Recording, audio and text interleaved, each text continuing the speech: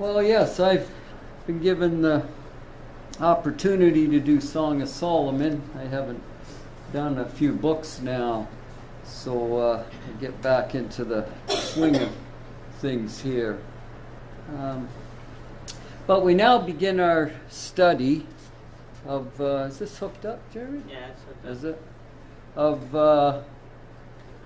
our last book now in our wisdom, or our inspired poetry section of the Old Testament. And that book is called the Song of Solomon. And it is the 22nd book now in the Old Testament that we've studied. And as you see, it's the last one of the poetry which Jeremy led us through. It's quite a different book now than the other books that we've studied thus far. If you think back, so far in God's library, as I call this picture, He has led us through the story of creation, okay, the birth of His chosen people, birth of Israel, and their history. And we could also add in there, which I didn't have on my notes, but the consequences of sin. We see Israel's history. I kind of summed everything up that happened to them there. And then with the first 4 books of wisdom and poetry, I believe that we began to take a deeper look into the inner feelings of God for man, and man for his God. And righteous wisdom, looked at that, and direction for our daily lives. But now with the book of the Song of Solomon, we kind of switch gears here, and we read of the beauty and the happiness and the power of faithful love. And we say that word, faithful love. Keep that in our forefront of our minds, between husband and wife. If you consider what we've studied so far in the Old Testament, we've seen these attributes in God, what we're going to see here in Song of Solomon. We've seen them in God and His dealings with His people. If you turn back to Haggai, or ahead, not back, Haggai chapter 2, and verses 19 and 20. Jeremy, do you have that? Please. Is the seed yet in the barn? Yea, as yet the vine and the fig tree and the pomegranate and the olive tree has not brought forth, for this day will I bless you. And again the word of the Lord came to Haggai in the 24th day of the month, saying, Speak to Zerubbabel, governor of Judah, saying, I will shake the heavens and the earth. Okay, if you remember back to our overview of Haggai, Israel had become lazy, complacent. God's temple lay waste. Then when they changed their hearts, they were punished for that. When they changed their hearts and began to take action, God reminds them of His blessings. In those verses Jeremy read, that was speaking of harvest. And the spring planting that's done in the fall. And God's reminding them, is the seed in the barn? No, it's in the field. I'm blessing you. Trying to have Israel understand His love. But now, that love that we read of there, we witness now between man and woman, namely Solomon and his Shulamite bride. If you look in chapter 2 and verse 16, chapter 2 and verse 16, Naomi, I'll let you read that. The beloved is mine and I am his. He grazes among the lilies. Okay. Oh, what version is that? It's the ESV. Oh, is it? Huh. That's what I was just talking to Jeremy about. It leaves out his flock there. But the point here I want us to see is, my beloved is mine. and I am his. That's a strong bond, an ownership almost, if you will. And as God would have Israel understand that you are mine, you are my beloved people. We see that here with Solomon and his bride. And that same thought is mentioned in chapter 7 and verse 10. Kala, I'll get you to read that.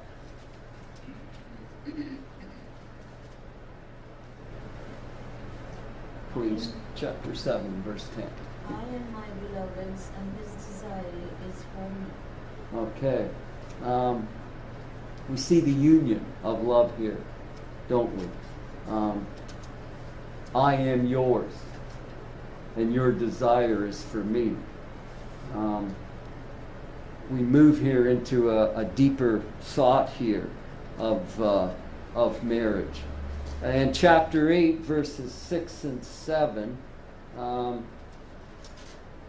put me like a seal over your heart, like a seal on your arm. For love is as strong as death. Jealousy is as severe as Sheol.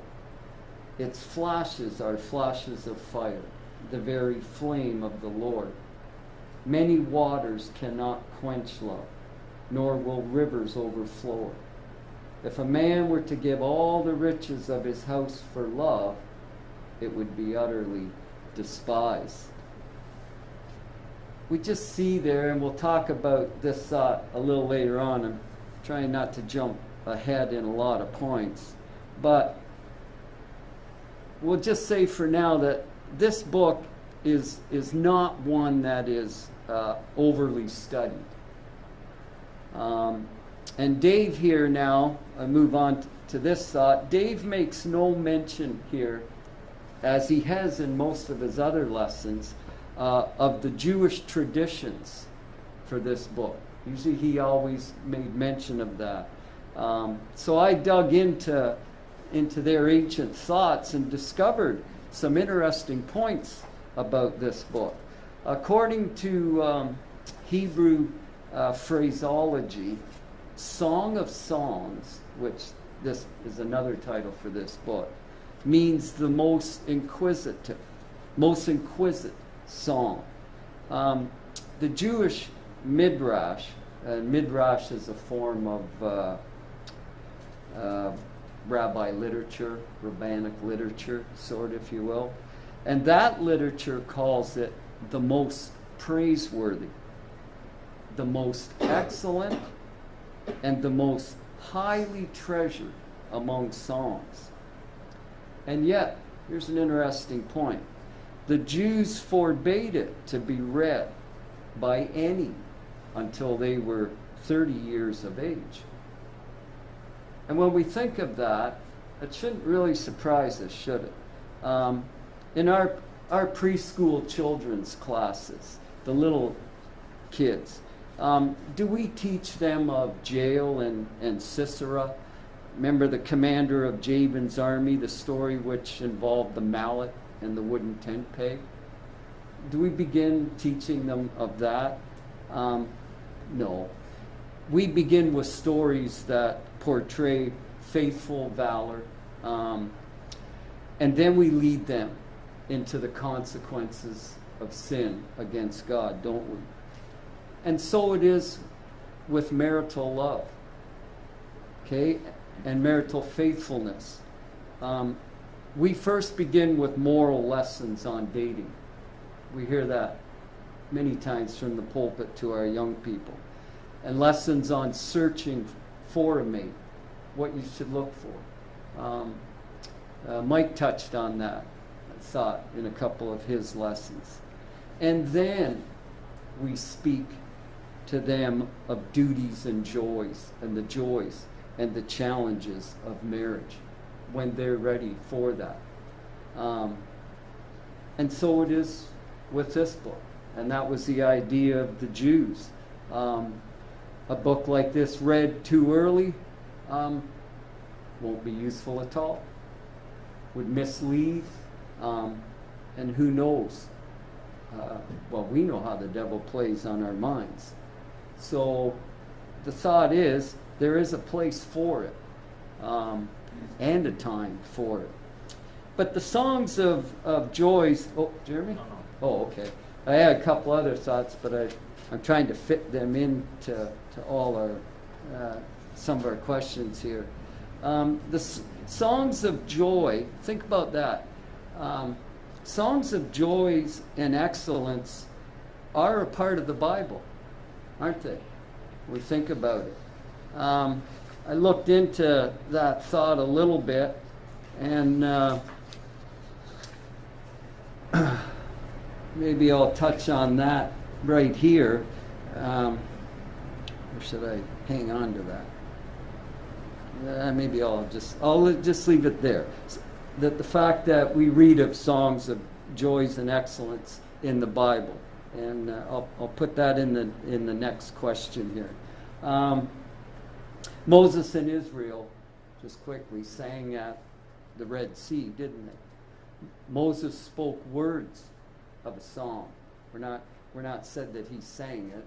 We're told he spoke to Israel, but it was a song, and he spoke that to Israel as he approached death. And David sung many times of God's mercies offered to him.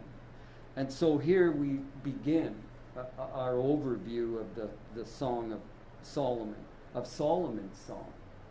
That's how I like to phrase that. This is his song of what we're about to see. And so to begin with, Dave's first question is the origin of the Song of Solomon. He asks, what is implied in the title, the Song of Solomon? In chapter 1 and verse 1. What is implied there, he asks us.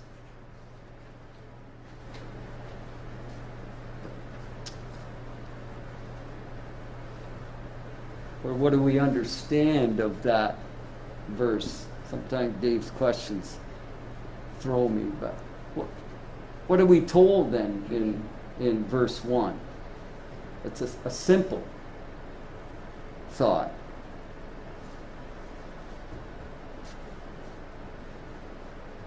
One song of songs. But what? Oh, is it? Like.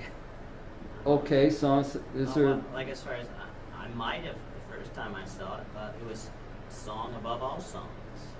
Like as far as it's a song of songs, you could either take it as maybe it's one song of many songs, right? A song of songs, or you can take it maybe a little higher. It's the song that is above all songs. It's the best song, you might say. Right. That's like yeah. As far as I think you could take it both ways. Right.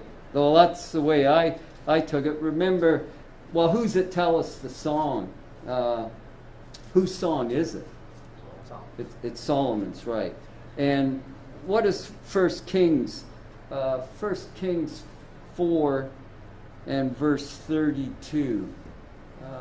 Lisa, when you get that, do you want to read that, please? What's that verse tell us? 1 Kings chapter 4 and verse 32.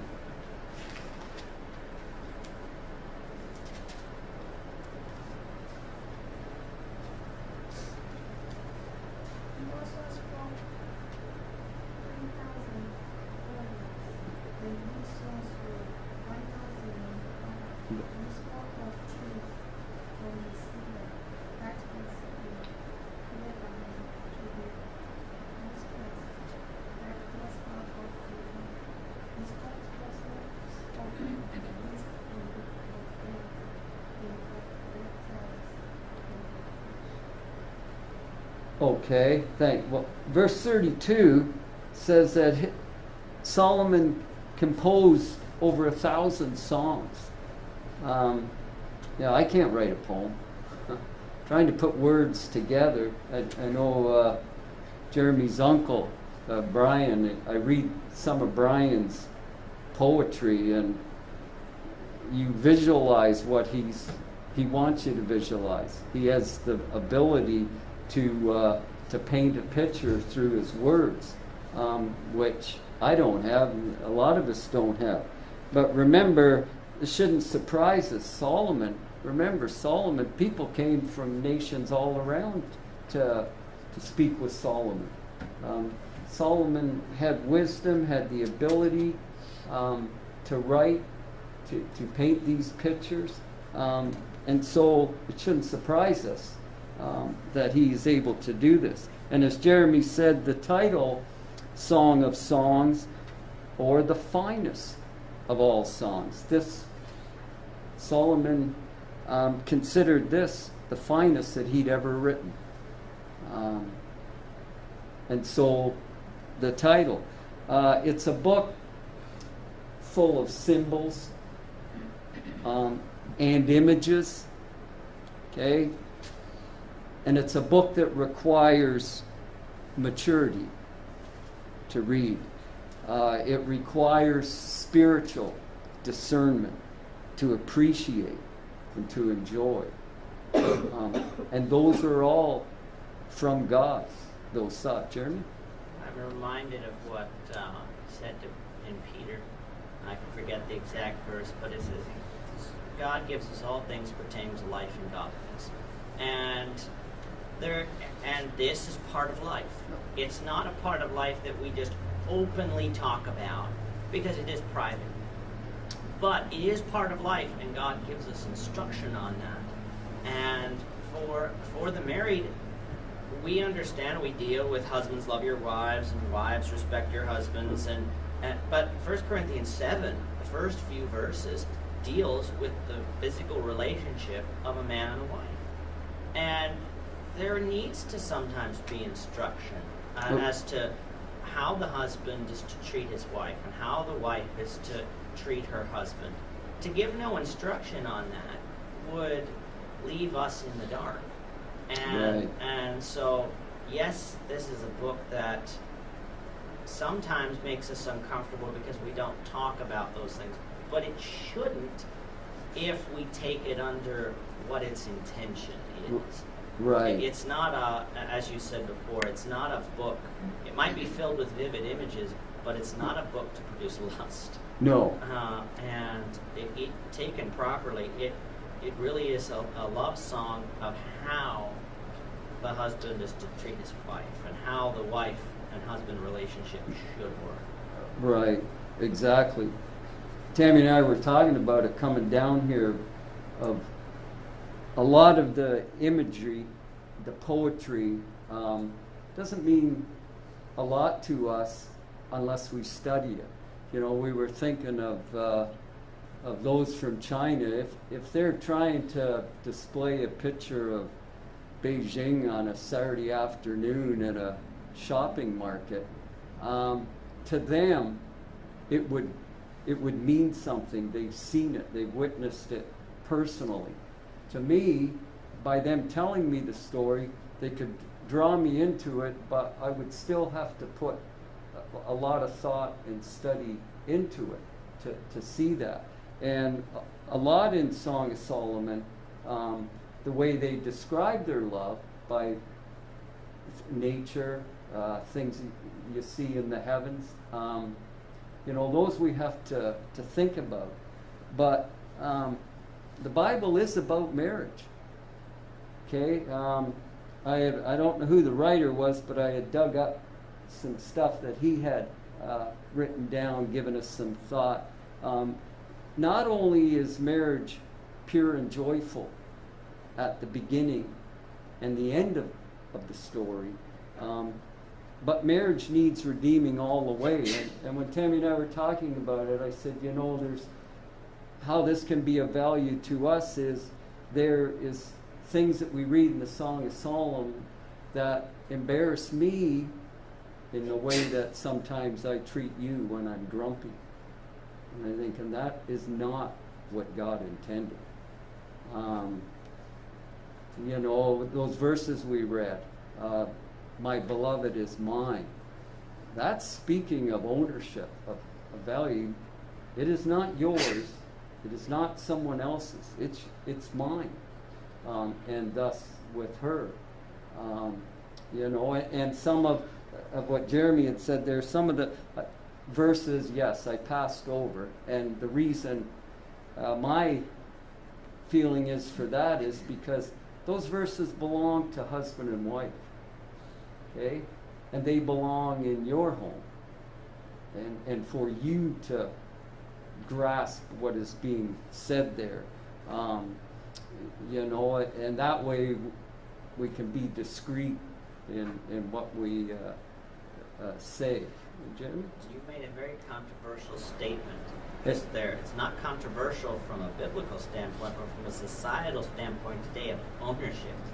Marriage being ownership, but it's a two-way street.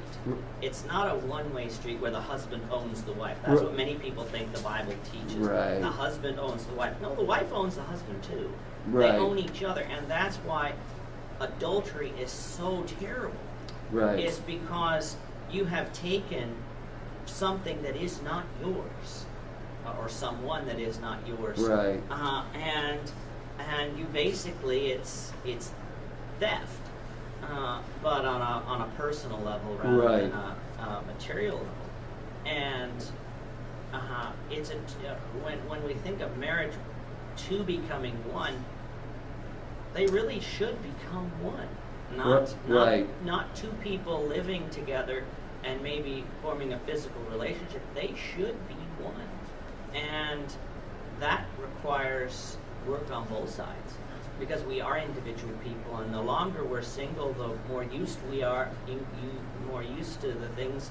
I can do what I want, when I want, I spend my money the way I want, I don't really have to concern myself with the complete welfare of my, because I don't have a spouse, I just, like as far as, I have to learn how to be a mate, and that comes over time.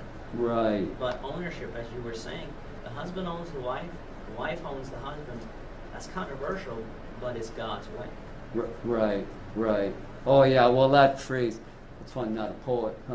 Ownership, yes. It was a good phrase, I was just making a point. Yeah, but it's just the point I'm trying to make is that you belong to your wife alone, and your wife belongs to you alone. And when you think about that, we were friends in the beginning. Sometimes we think of high school and that, and the dating. Wow, there's a powerful bond at that time. Then it seems as time goes on and challenges come up, and challenges as you advance. You begin to buy property, you begin to have children. Wow, that all brings challenges, and then all of a sudden that bond and that love that was there starts to get stretched. You know what I mean? It's not maybe that you don't really lose it, you forget about it. And then once you do, then of course problems arise. But I don't want to get off on a tangent of that. But no part of Scripture really sheds more light now on the love of marriage, the love of man and woman, than the Song of Songs. Its very title lifts it from, I would say, a lustful way of thinking. It takes it above that. It sets it apart from all other lyrics in the Old Testament. And we read of magnificent poetic artistry in the Old Testament. And the Bible also is about singing as well as marriage. We think of singing. There's no better way for us to voice our total response and our full commitment to the truth of who God is and what He has done than by singing. Singing, I think Mike was speaking to us about emotions, or afterwards, I just forget now. And yes, religions have taken emotion to an absurd position, but and I've been told, well, as Church of Christ, you people have no emotion. I beg your pardon. When we sing, that is, God has given us a voice. God hears our voices. And there's something about singing together. It lifts us up above a different plateau, isn't it? I remember the first time Emma came here, my granddaughter, and we sang the opening hymn, and I picked her up and was holding her in my arms. And as soon as we started singing, immediately I could feel within her, she was blown away. And she was looking around. And then she was looking at me, watching me sing. And she was looking around everyone else. And this was something that was different to her. All you people are singing together in your voices. And we emit a different emotion when we sing than when we speak. And so it's just, it's kind of a sideline, but let's never lose that emotional part of our worship. And like I had said, Moses and Miriam sang at the edge of the Red Sea. Remember the story of Deborah and Barak as they defeated the Canaanites. And David, all those biblical characters. There is a place for it. And so we see then with the Song of Solomon, this means a lot to him. And it should mean, of course, a lot to us. But as I said, it requires maturity and spiritual discernment to appreciate and enjoy. And the next question that we had in the origin was the author. And well, Dave asked this, which we kind of covered now anyways. But we haven't covered the evidence other than maybe the first verse. But what evidence exists to demonstrate that King Solomon is, in fact, the author of the book? We looked at the very first point, right? Was the very first verse. It says the Song of Songs, which is Solomon's. But what else? Can you think of anything else that might lend us to think?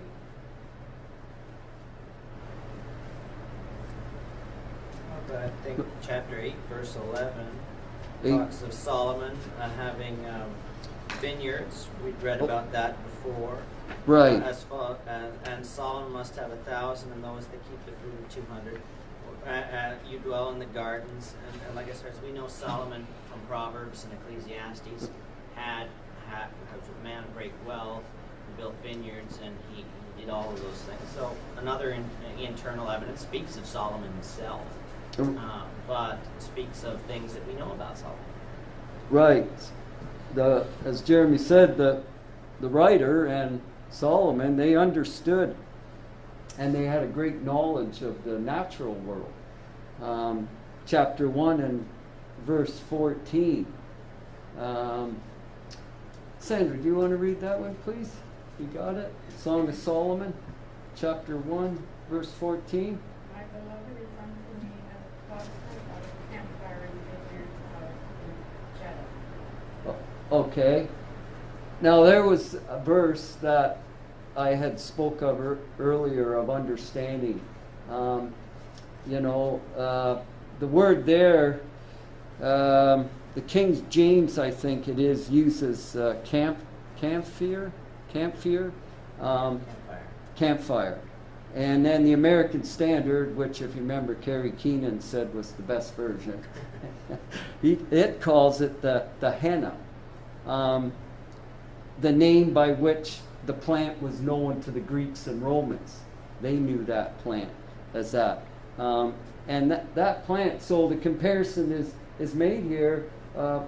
She says, my beloved is to me a cluster of henna blossoms. Well, if we look it up and see what those blossoms are, see the beauty of them, And the fragrance of them is esteemed even today in the East for its flowers and the dye that's extracted from its leaves. You know, and as I read through this book, and doing some study, and it kind of clued in on me that, yeah, in those days, people didn't have showers. They didn't run into their bathrooms and have a shower. It's kind of like camping. You didn't have those facilities, so fragrances were used all the time by men and mostly by women. And so those fragrances were found from nature in a lot of the plants. And Gita, it was also famous for its vineyards. Jeremy mentioned that verse. And the henna plant may have been cultivated even with the vines in the same enclosures where the grapes were. And it was interesting to note that Angita is thought to be near Jericho. And it's even now famous for that area for its palm trees and the fertility of the soil. And so something like that kind of lends to Solomon. Also, chapter 2 and verse 9. Chapter 2 and verse 9. Maybe Henry, do you want to read that one, please? 99 is like guessing or young state. Behold, he stands behind our veil, and he is looking through the windows, guessing through Okay, here the point with Solomon is that the comparison here that he's making between the beauty of the gazelle or a young stag, a young buck, a deer, the beauty of form and grace and speed of movement.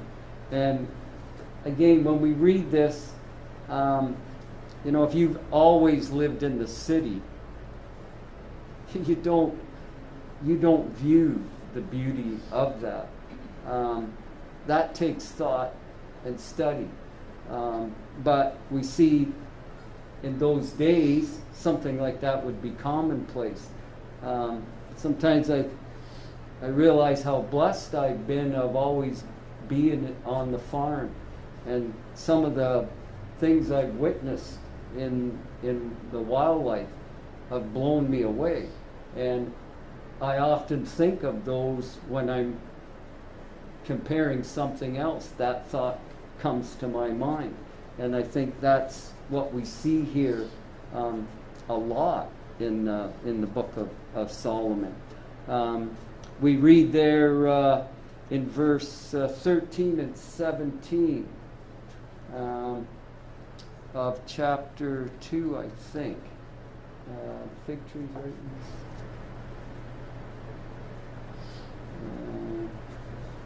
No, maybe it was chapter.